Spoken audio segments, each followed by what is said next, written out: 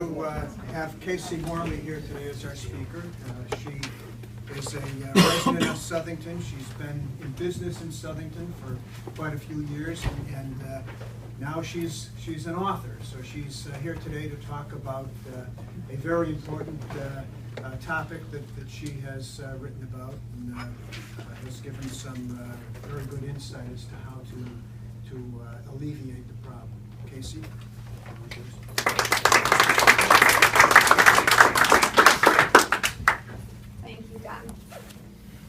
Thank you for having me. Lunch was wonderful, especially when someone else cooks it for you. I don't know what that feels like. It's Domestic Violence Awareness Month, so I find it kind of apropos that I was invited this month to be here. I thought I would just give a quick little bit of background. I was born in Meriden, Bob and June. I was their third child, their first daughter. There were 6 of us all together. We had 2 older brothers, 2 younger brothers, and a younger sister. I also am, as Don said, I'm a salon owner, but I'm also a lifestyle coach. It's like a second business. I detox the bodies, and I help you be beautiful from the inside out. I also offer the Iron Plants Foot Bath, and I'm a single mom. I have a 21-year-old son, Michael. He's in his 4th year of college at Central, and he's 6'5" and 218 pounds.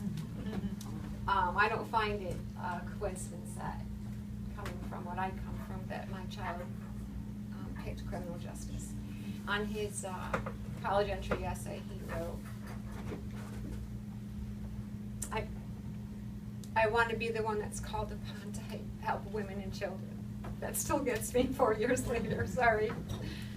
When I was a little girl, I don't remember many good things from living in my mother's home.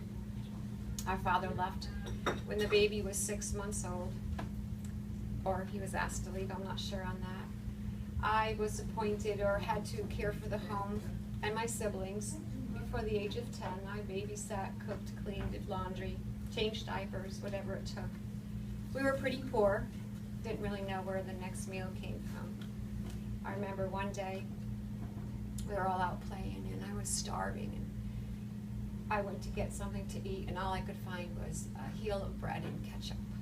So I don't know if we ate dinner that night or not, but we're all pretty healthy. So I did move out at the age of 16 to escape the hells of my childhood. What I was enduring on all levels was unacceptable. Just prior to me moving out, I was given the nickname Casey. A doctor gave it to me. He couldn't understand why such a young girl, 15, would have high blood pressure and edema and things like that. And I remember being petrified to be in that office because I thought he was going to know my secret. A secret that I thought it was told if anyone knew, I would have to go to the bad girls' school. So when he called me Casey for the first time, I readily took on that new identity. I thought if I had a new name, that Kathleen could just die. That little frightened girl would just go away. But that wasn't the case. I carried her around for the next 40, 50 years. In fact, she's still with me. But when she does pop up, I try to comfort her and love her and give her what she didn't get as a child. On that very frightening evening when I told my mother I had moved out, she didn't believe me. She took her boyfriend's side, and she didn't speak to me for years. But what I do know now, she's always done her best, and I could just imagine what her story would be like. I did get myself through high school, and I graduated on the honor roll, but I was devastated to learn that there was no school for me to become an accountant to walk to. So I did the next best thing. I went to hairdressing school. It was right downtown. I got a little room efficiency and did well. Got a job close by. Then I got a 2-room. Then I got a 3-room. Then I got a junk car. Then got a little better car. And I eventually moved to Southington. I was in my 20s. I had a cupboards full of food. That was huge. I was managing a salon, put money on a condo, and I was driving around town in a brand new red convertible Mustang. I was happening. So life was good, so I thought. At the time I was dating my son's father, and it was about 5 years into it, and it wasn't feeling like it should be feeling. I didn't see the little house and the picket fence in the future. So I decided I'm going to go to therapy. That annoyed the hell out of me because they wanted me to sign a contract for 12 weeks. Little did I know what that 12 weeks was going to bring me. I left every week crying about my mother. And I said, this is stupid. I'm not here about that. I'm here about this relationship. Down the road, though, I realized I'm not so mad at her. But that was the very place, at 35 years old, I heard the word dysfunctional for the first time. I had to go look it up. And again, devastated to learn from Webster that dysfunctional means abnormal and impaired. Oh my God, I come from that? And it was about 4 hours later when I knew that Tony came from the same thing. And the bigger it got, the more I felt like I was diagnosed with an incurable cancer. I knew a therapy session or two was not going to cure this. In hindsight, that was the beginning of me crawling out. My book takes you through the painstaking journey of bringing it all up, all that I've endured. I acknowledge it, I honor it, I release it, and I master the art of forgiveness. My story is about survival, growth, one resilient child with guts and gumption, strength, and a journey of faith. It gives the reader an example of how, as children, our surroundings shape the beliefs we hold in our subconscious mind. The negative beliefs we observed in adults and get involuntarily programmed. For me, dismissed and devalued, not good enough, not doing a good enough job was always the way it went. Those disempowering thoughts became debilitating. I'm often asked how long of a journey this book writing was. This January will be 8 years. I originally sat down at my kitchen table. I used to say when my little guy slept, but at 6'5", I don't think I could say little guy anymore. And I hand wrote on my old trusty old legal pad. When I first sat there, I'm also told, like, I don't live in the real world. Not everybody's as nice as you think, and things like that. I choose to think they are. And in those little naive way of my thinking, I thought, well, if I could just help one woman that walks in my shoe, I can't be the only one that has this secret. But when I wrote about the time of 35 and the dysfunctional, I realized, wait a minute, now there's a new group, the ones that don't know they're in it. How do you get out of something you don't know you're in? 5 years into it, I was in New York at a Hay House conference. Louise Hay is one of the largest authors on self-help, and she has the biggest self-help publishing company in the world. Her books and her authors were the beginning of me change the way I think and see things. But when I started, I learned there that you have to be building a platform and do social media, and I'm like, oh. So on my way home on the train, I said, well, I better start telling my clients. All of them were shocked what Miss Casey was up to the last 5 years. But I learned from them, there are people who do live the gilded life. They do exist. So they have no idea that those first two groups exist. The past 3 years, I've also been involved with domestic violence trainings and CCADV. And I see many people working hard in the forefront. But some of them I see are just blank. You know, it's a job. So I hope they read my book and they take it from the intellectual and bring it to their belly. So there's group 4. And I'm learning all the time through this journey. Some say, what a sad story, or what a rough life you had. None of that is my intention. I see my book as a tool. It sheds a new light on what's going on all around us, nudges people to a new awareness, certainly a reality check, and it gives some permission to unmask the secrecy, to shed the shame and guilt that was never theirs to carry. It will educate, inspire, for some it validates. It'll make you laugh. I'm told often that my chapter titles are quite funny, and they are.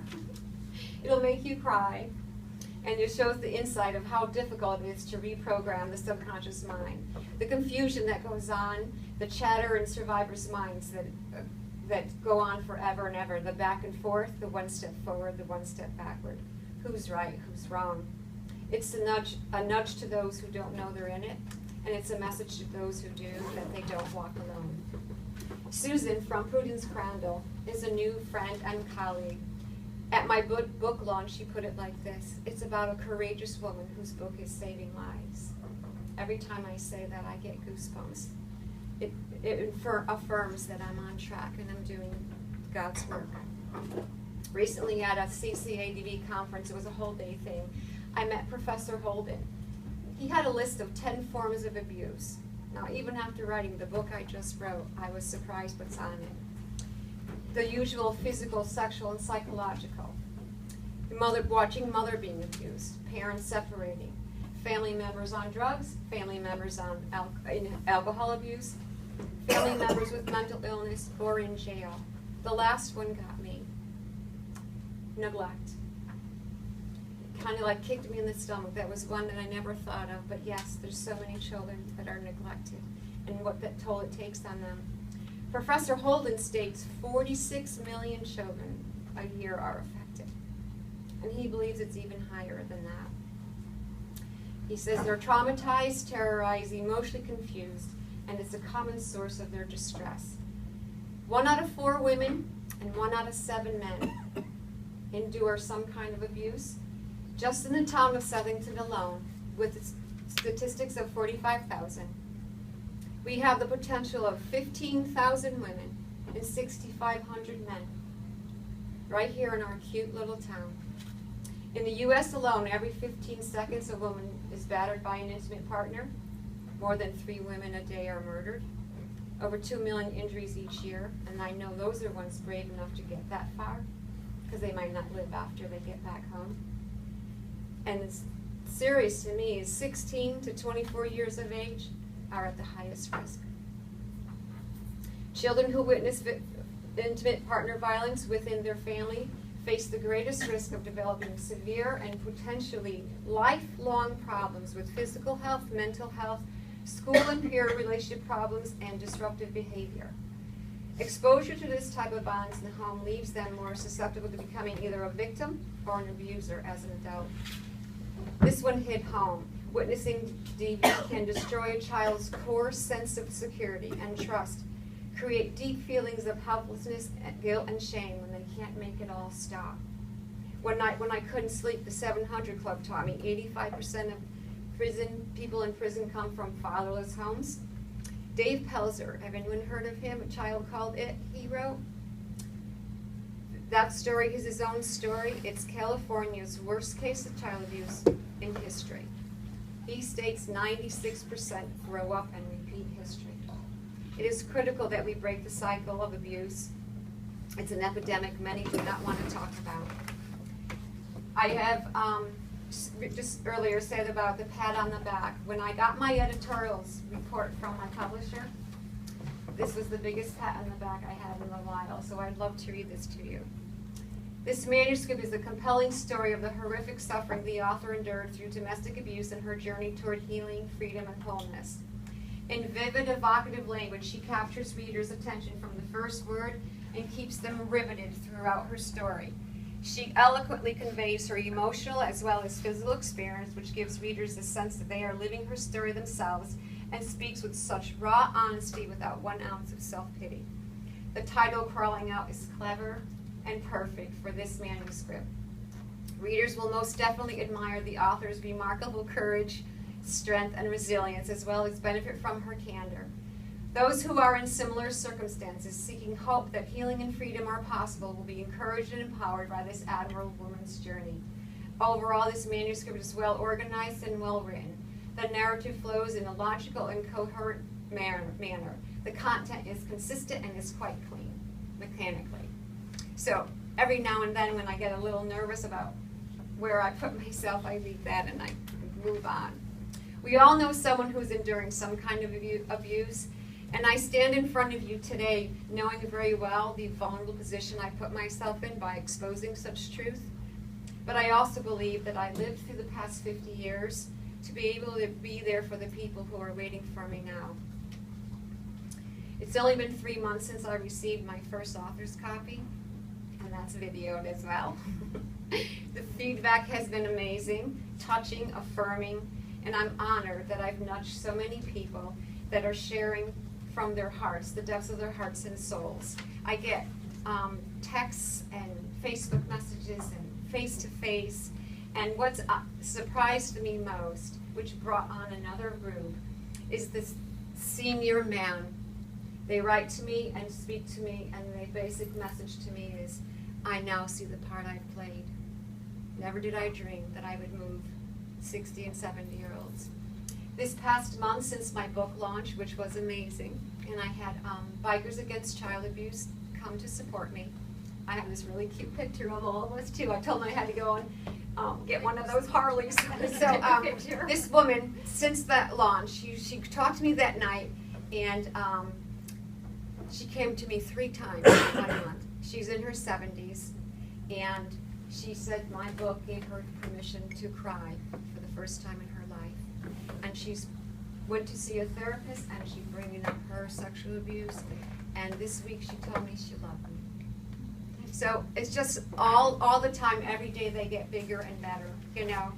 And some of the readers, on my brochure, I put, you know, what readers are saying, and now I have to update that like weekly because they get better and better.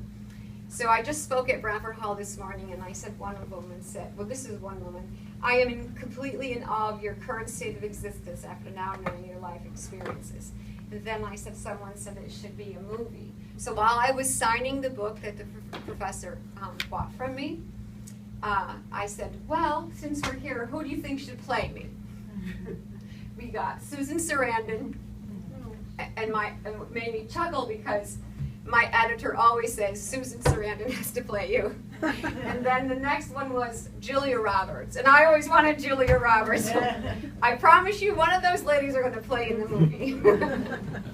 So anyway, when I talk, I nudge all of my listeners to research it, talk it, teach your young, volunteer, and/or pledge. So will you please join me in doing what we can do to break the insidious cycle of domestic violence?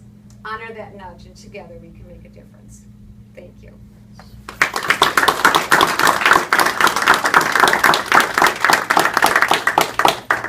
One more thing too, I do have books, that the first shipment of books were delivered to me, and probably 75 were already sold before I was told that there were typing or printing issues in them. So I shamed the printer.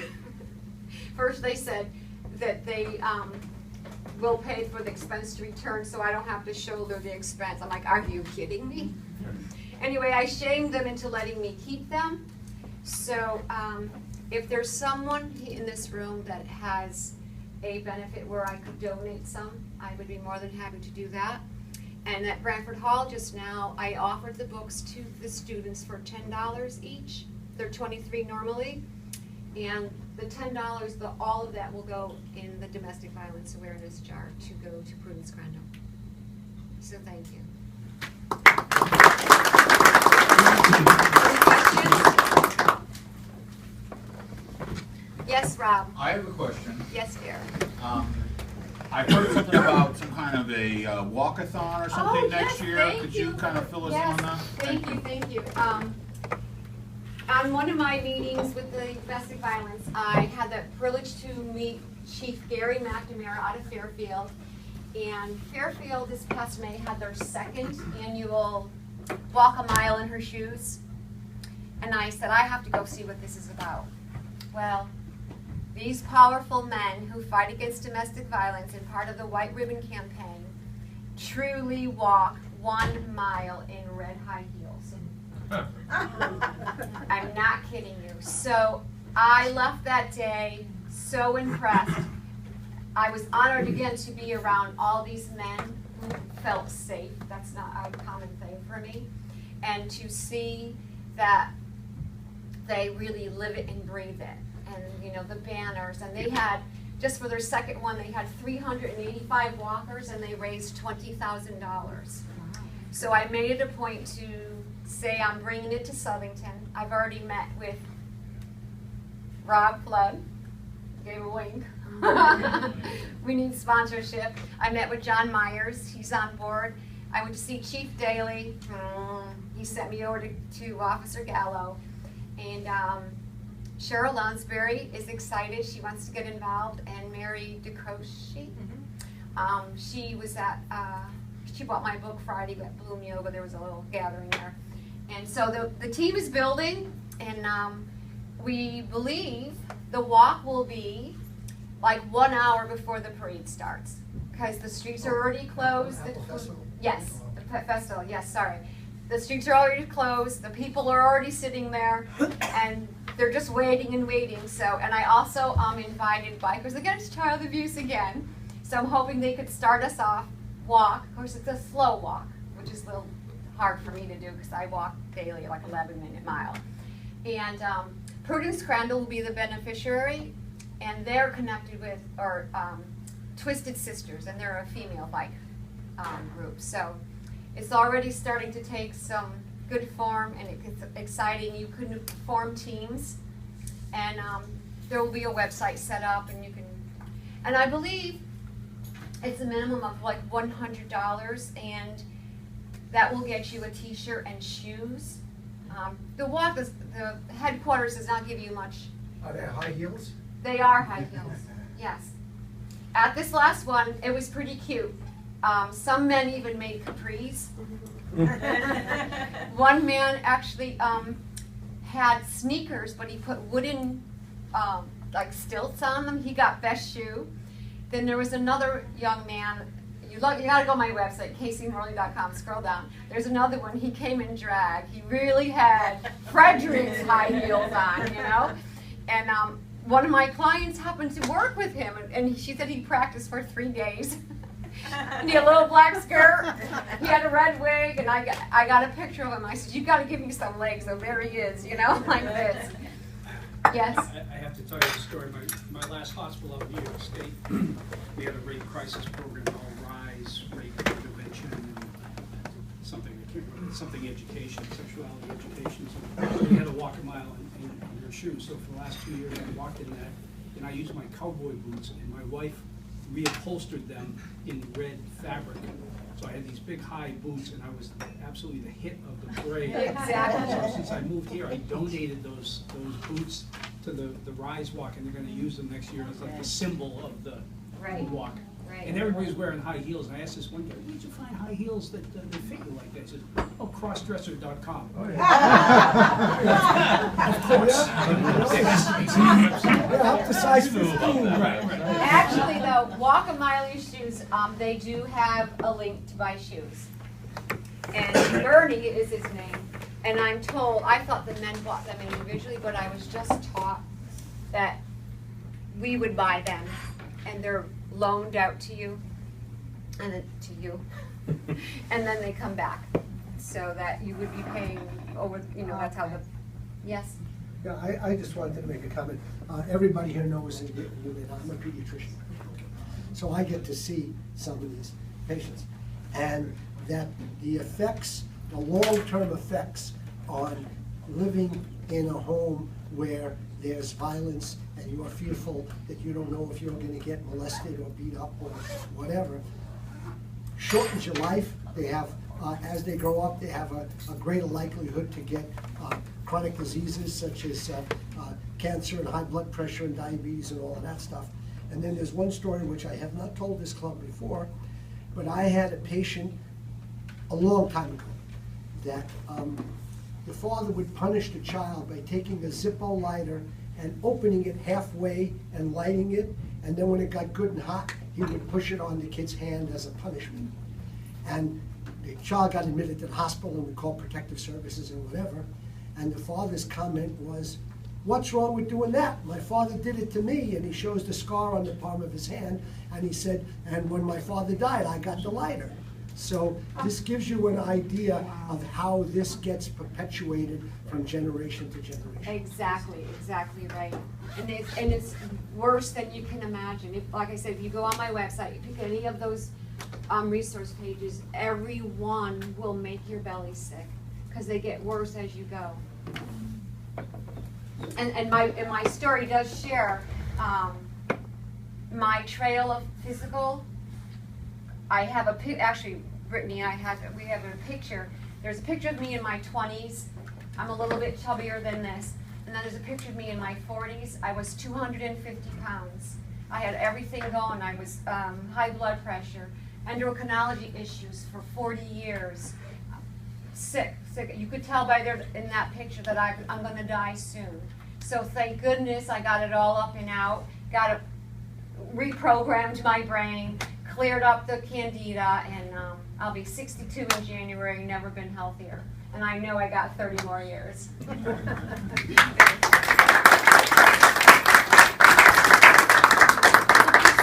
In honor of all of our speakers, we donate a book to one of the local school libraries. So this one's called Humphrey's Farm Adventure. So this is going to be donated to one of the Southington schools in your name. Nice. Thank you so much. Yes, thank you again for coming. All right, everyone.